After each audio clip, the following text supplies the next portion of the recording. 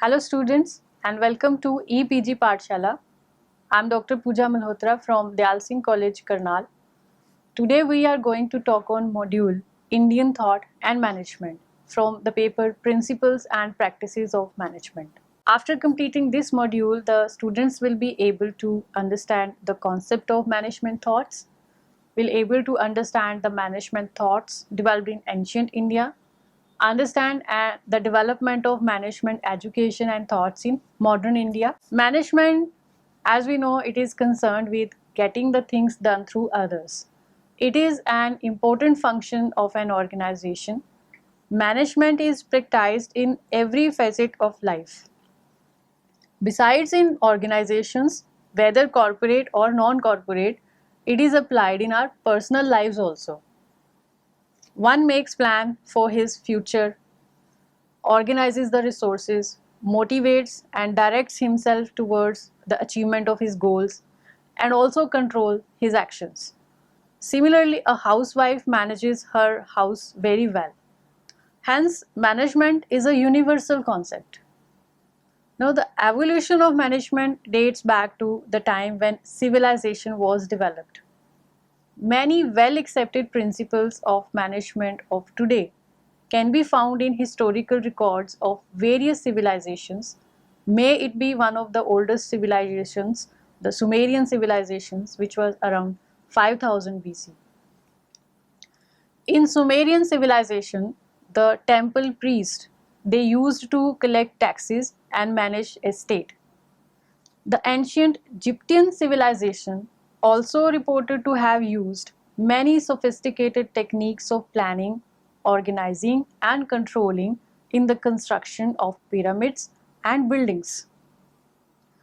The ancient Indian civilization is also reported to have knowledge of management principles. The extracts of cities of Harappa and Mohenjo-daro show the evidence of presence of management skill in the ancient India. The holy Vedas, the Ramayana and the Gita are the main Indian epics which also highlight the practice of managerial principles.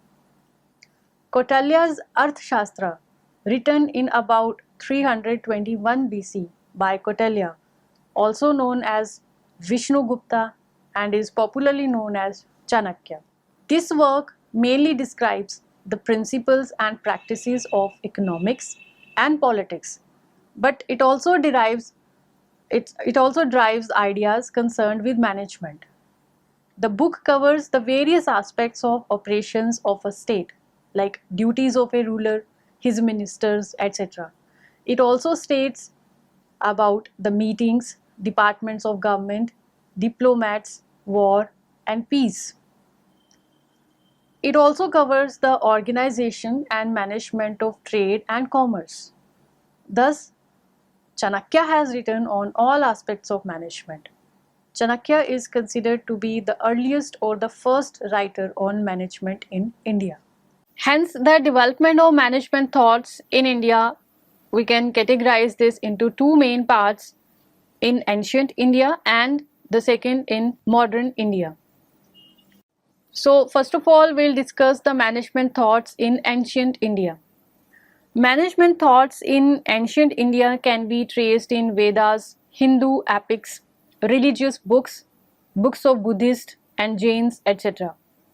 Indian management thoughts can be studied in the context of three major historical aspects: the Holy Ramayana, Bhagavad Gita, and the earliest writer on management in India, Chanakya. Firstly, we'll discuss Ramayana and management. The morals and lessons from the epic Ramayana can be applied to management. In Ramayana, when Lord Ram, along with his wife Sita and brother Lakshman, were sent to forest, unfortunately Ravan kidnapped Sita. Ravan was a very strong and powerful king. The main challenge for Lord Ram was to defeat Ravan and rescue his wife Sita from Lanka. Lord Ram was a good leader with various traits like confidence, visionary, positive attitude, good organizer, ambitious, patience, elegance, and empathy. Now we can compare the personality traits of Lord Ram and events from the great Ramayana with modern concepts and principles of management. So, while discussing the Ramayana events and traits of Lord Ram and also Sri Hanuman with the management concepts and principles, the first of all will discuss the event, the determination and bravery of Lord Ram to accept all kinds of risk in order to protect the promise of his father King Dashrath. So this trait of Lord Ram can be depicted as the modern concept as change management, which is also concerned with taking change as a challenge, which is also necessary for management. The second main event from Ramayana can be seen as his mission was to defeat Ravan and his army and rescue Sita. That means he was having clarity in vision. The third trait can be believe and strengthen your abilities to achieve your objectives. So this we can see from Ramayana as against Ravan's powerful army of Ram was weak. Ram prepared and strengthened his army under his leadership. So this shows the main trait of management, that is to believe and strengthen your abilities to achieve your objectives. The next main management concept or principle we can have from Ramayana is to plan properly to achieve your objectives. As in Ramayana, proper planning and strategy was prepared by Lord Ram to rescue Sita. A number of activities were taken, like sending search parties, including Sri Hanuman, building an overseas bridge, and sending a direct challenge to Ravan for fight. So these were properly planned. The next management principle or concept we can derive from Ramayana is organizing the resources. We must organize our resources to achieve our objectives. As in case of Ramayana, Lord Rama took the help of Vanar army of King Sugriv. He also taught them the fighting skills in war and also motivated them for the war mission. The next management concept we derive is directing as per the plans and objectives. Lord Ram divided the Vanar army into 4 groups to search Sita. One such group was headed by Jamvat, in which Sri Hanuman was the team player. Lord Ram directed all the groups to lead the march. The Jamvat group succeeded in the mission and Sri Hanuman found Sita in Lanka. So this was all because of the directions given by Lord Ram. Lord Ram directed his army to build overseas bridge to Lanka to rescue Sita. It resulted into less life risk to the Vanar army and it became easy to connect to Lanka and defeat Ravan. So this gives the concept of management control, motivation, communication and risk management along with a proper decision making. Lord Ram along with Lakshman, Sri Hanuman and Vanar army attacked Lanka army and defeated Ravan and rescued Sita. So all this episode results into team spirit, teamwork and coordination, which is very important to achieve your objectives. The next trait which we can derive from this epic is SWOT analysis. After reaching Lanka, Sri Hanuman did a complete analysis of Lanka to assess the Lankans' strengths, weaknesses, and various threats and opportunities provided by the Lankan army. So similarly, in present scenario, if we want to survive, if the organization want to survive and succeed in the business, it will have to do its proper SWOT analysis. Sri Hanuman was very strong physically as well as with his moral thoughts. The leader of his group, Jamvat, motivated Hanuman to go Lanka and locate Sita. So Hanuman took initiative and got ready for the challenge. So similarly, the managers should motivate their employees and the employees should also take initiatives and they should be ready to take any challenges in order to succeed in their life. During his search operations, Hanuman might have killed Ravan because he had all the abilities to kill Ravan, but he chose to abide by the directions given by Lord Rama. So similarly, abiding the rules and regulations as directed by the management should be done on the part of the employees. So then from this table we can see the next management trait or principle which we can follow from the epic Ramayana is following a code of conduct and ethics. As on the first day of the fight, Ravana was left weaponless by Ram, but he was allowed to return to his fortress because the code of conduct followed by Ram stipulated that an unarmed enemy cannot be attacked. So similarly, organizations also follow some rules or code of conduct and ethics in their operations. The next incidents which we can take from Ramayana is Lord Ram interacted freely with the people of his kingdom. He developed good relations with people regardless of their status and treated everybody with politeness and respect. Similarly, the managers should also interact and build harmonious relations with all the stakeholders, including employees, customers, the other outside parties. Lord Ram took Vibhishan under his protection. He then consulted with various army chiefs, some of whom disagreed with Ram, but Lord Ram removed their suspicions and got them ready to accept his decisions.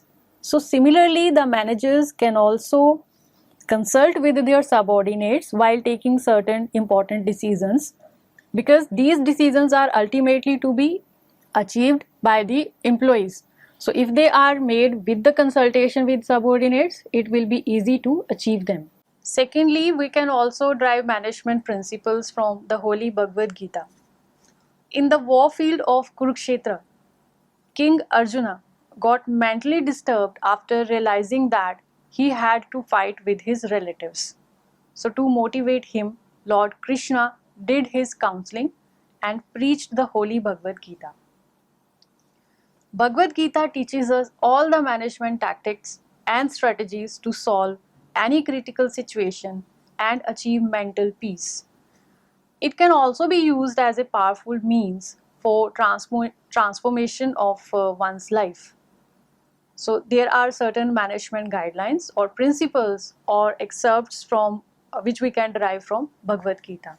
So the first principle which we can derive from Bhagavad Gita is efficiency and effectiveness. As we know, management is a process of organizing and coordinating people and getting them ready to do work for a common goal, that is the maximum social benefit. Now the question arises, how managers can be effective and efficient in their jobs? The answer lies in Bhagavad Gita, which repeatedly states that you must try to manage yourself, because unless a manager reaches a level of excellence and effectiveness, he will not be able to manage the things. Once an individual improves his or her thinking, it will automatically enhance the quality of his or her actions and the ultimate results. The next principle which we can derive from the Holy Bhagavad Gita is utilization of available resources. The essence of management is to choose and utilize the available resources wisely and optimally. Before the Mahabharat war began, Duryodhan selected Lord Krishna's army, while Arjun chose Lord Krishna's wisdom. This also reflects the nature of effective manager, where Duryodhan selected numbers, while Arjun selected wisdom or the quality. Work commitment. Bhagavad Gita advises us to work with commitment without expecting the fruits or the results of the actions performed during the course of our duty. If our main concern is to calculate the date of promotion or commissions before putting our sincere efforts, it will lead to unrest in our mind and more materialistic. The best way for effective performance management is developing the state of mind for Nishkam Karm, or doing your work without expecting its results. Motivation. Satisfaction of employees is a major aspect of performance management. However, in reality, from lower level employee to upper level manager, all show their dissatisfaction. Self-transcendence theory, as propounded by Bhagavad Gita, can solve this problem. This is a state when one moves ahead and beyond his ordinary limitations. This state can be developed by removing egoism, subordinating personal interest to others, teamwork, cooperation, harmony, and trust, and sacrificing the lower needs for achieving the higher goals. Work culture.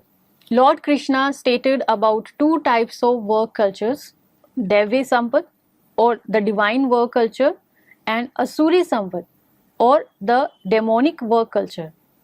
Divine work culture involves purity, fearlessness, self-control, honesty, absence of fault finding, sacrifice, absence of greed, calmness, politeness, gentleness, modesty, absence of envy and pride.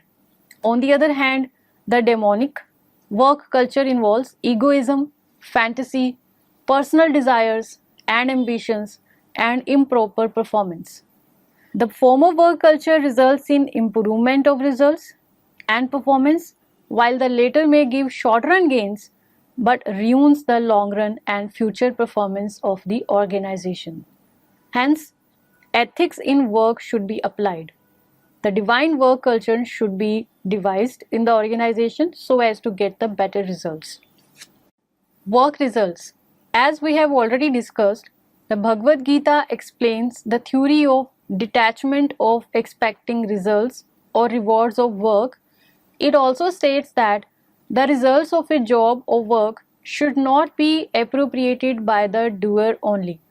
For example, in case the results of a sincere effort are a success, the entire credit should not be taken by the doer only. Similarly, if the result is a failure, even then the entire blame should not be made to the doer only. The former attitude will not result into arrogance and pride, while the later attitude will prevent demotivation and depression. Both these temperaments will protect the doer against psychological vulnerability. The reason behind modern managers' various health issues like high blood pressure, diabetes, stress, etc. So these should be avoided. Goal orientation. As inspired by Lord Krishna's lessons, Arjuna got ready to fight the battle. He changed his apathetic mind to the state of virtuous mind. Lord Krishna also reminded him for the goal for which he is fighting. He has to fight not for his own desire or greed or benefit, but for the good of many, with the faith of victory of good or ethics over the evil or unethical actions, and truth over untruth. Hence, a manager should also focus on his goals, where organizational goals are supreme to his personal goals. Accountability. Bhagavad Gita states that every work, job, or action comes with certain results and accountability. Good actions bring good results, while the bad action results in evil. The modern management concepts of vision, motivation, leadership, excellence, goal orientation, decision making, and planning are all discussed in Bhagavad Gita. The one major difference lies where modern management tackles the problems of men, money, materials, and other resources. Bhagavad Gita studies the issues from human thinking point of view. So the functions of a manager can be summed up, which result from the lessons of Bhagavad Gita. We can sum up the functions of a manager. These are to form vision and mission. This is the first main function of a manager, is to form vision and mission for his organization. To plan the policies and strategies to achieve the vision and the mission.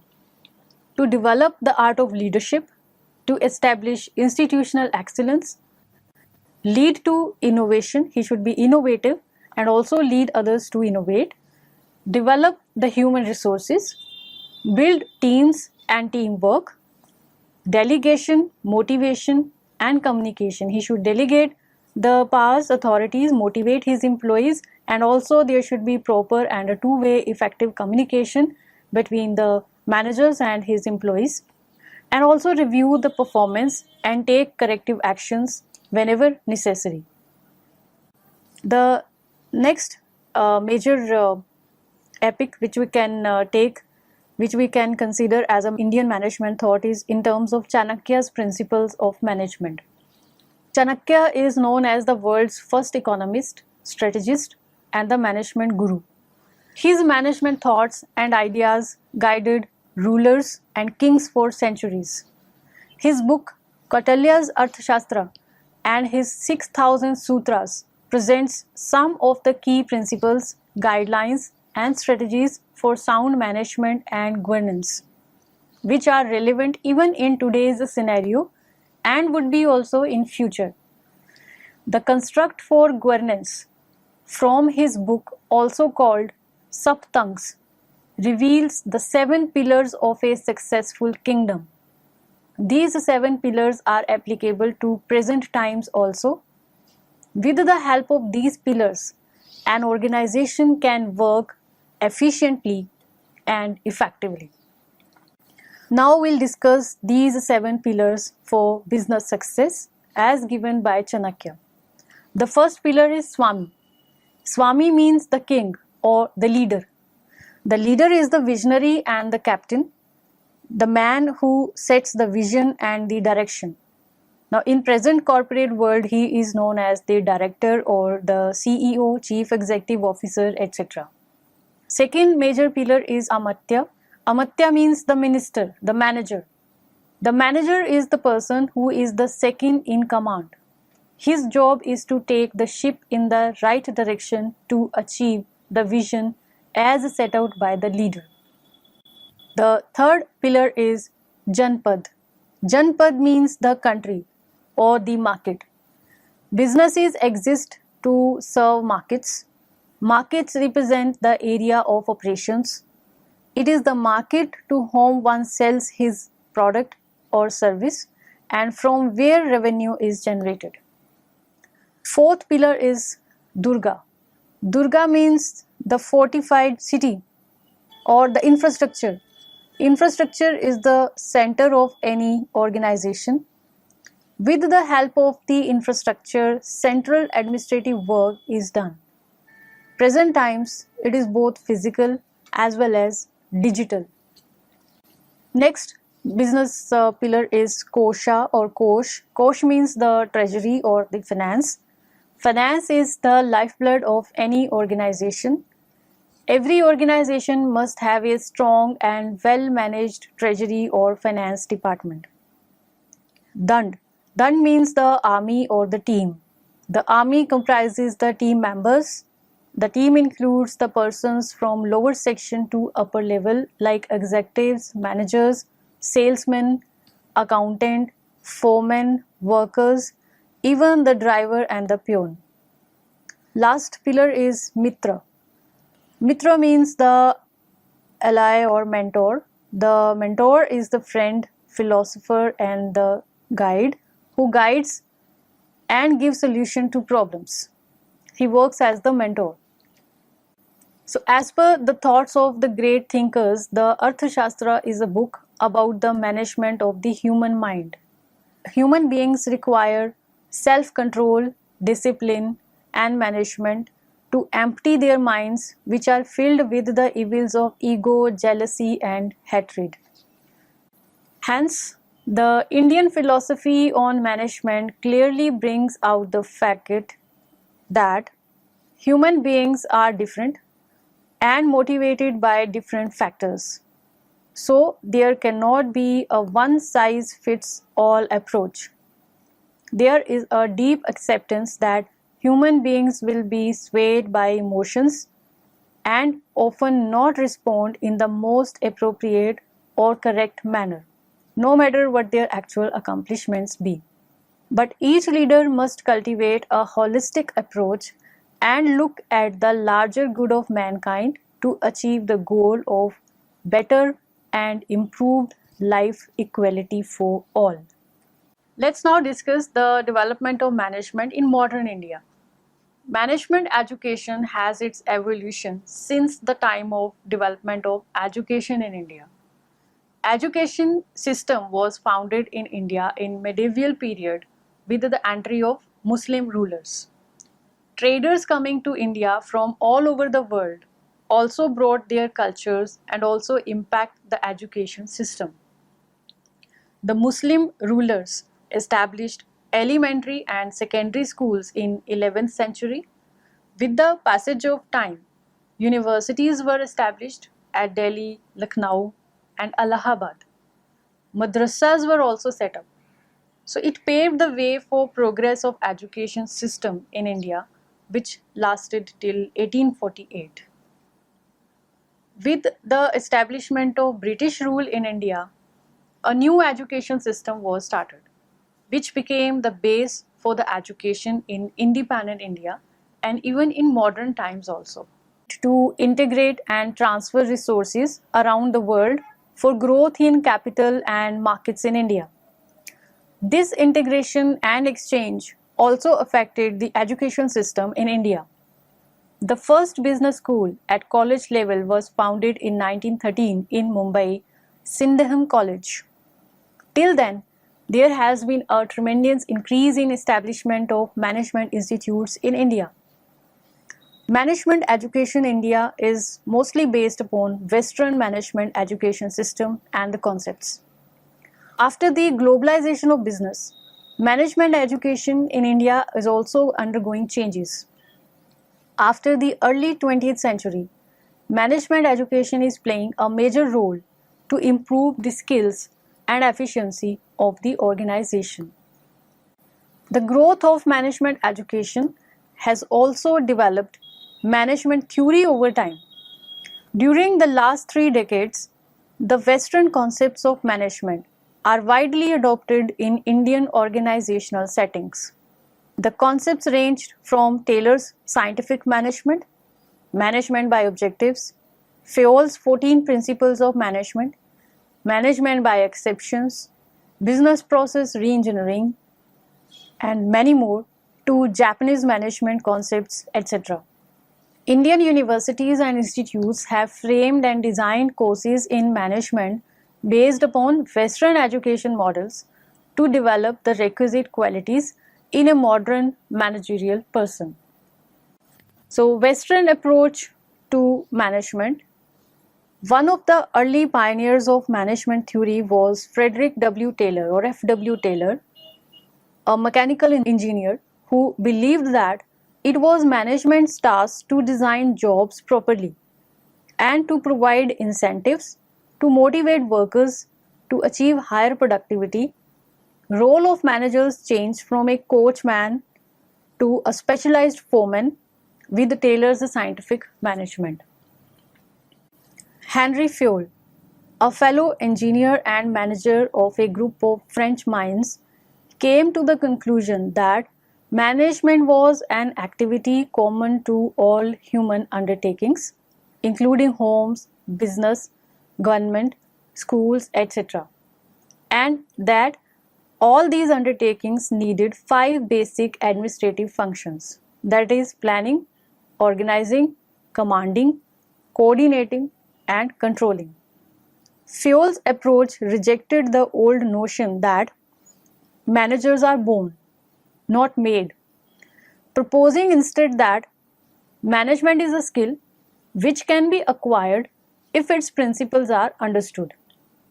Similarly, Elton Mayo was a Harvard professor who proposed that managers should become more people-oriented. Now, if we compare this, our Indian and Western management thoughts, some of the features of Western management thoughts can be depicted as: the first one is measurement orientation. Western management approach for a long time was based upon measurement concept. That is, anything that can be measured in numbers was considered as important aspects of business, like production, sales, revenue, etc. And the concepts like employee satisfaction, customer satisfaction, etc., these were not included in the matrices of success for a long time. Materialism. Western approach of management is more materialistic. It talks about bigger production lines, reduced cost, outsourcing, super specialization, etc. Rationalism. Western approach believes in rationalism and expects rational behavior from all parties, like shareholders, managers, employees, customers, markets, etc., who want to get maximum benefits with minimum inputs. Professional. Western approach is more professional based. It means doing jobs without indulging any emotions. Profit maximization. It assumes that making the largest profits in the shortest period of time is both a measure of success as well as a key purpose of the business.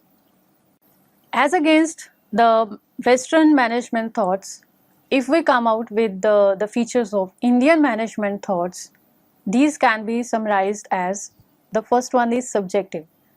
Indian management thinking accepts subjective criteria as a basis for performance, behavior, and thinking. This challenges the leaders to think of many options as well as accept different results.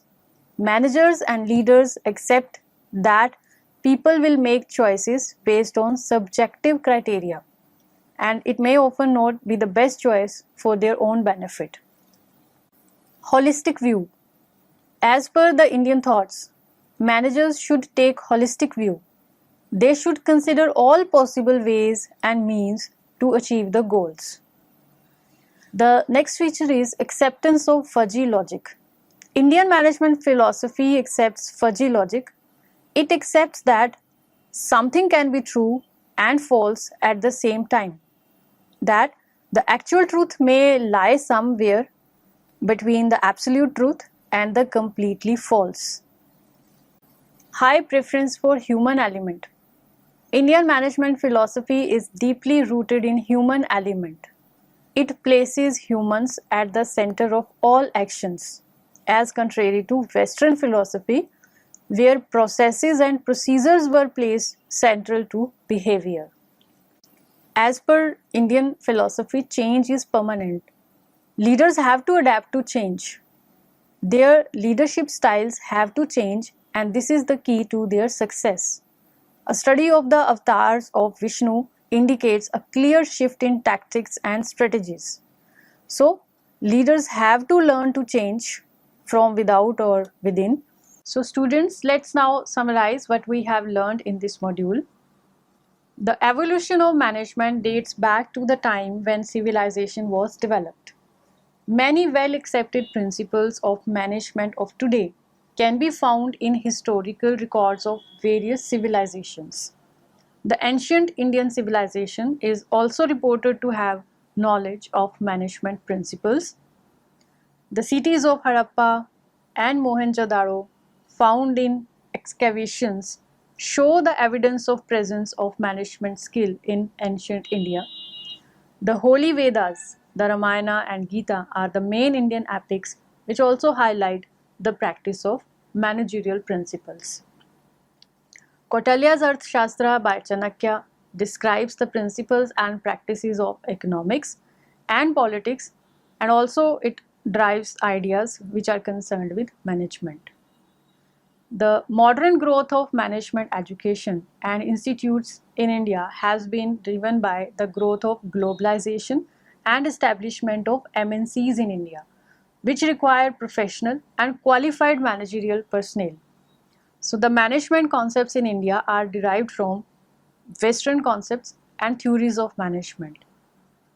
The principles of management as laid down by Henry Fayol, principles of scientific management as laid down by F.W. Taylor, management by objectives, management by exception, Japanese management concepts, All these are being adopted by organizations in India for efficient and effective working of its operations. Indian universities and institutes have framed and designed the courses in management based upon Western education models to develop the requisite qualities in a modern managerial person.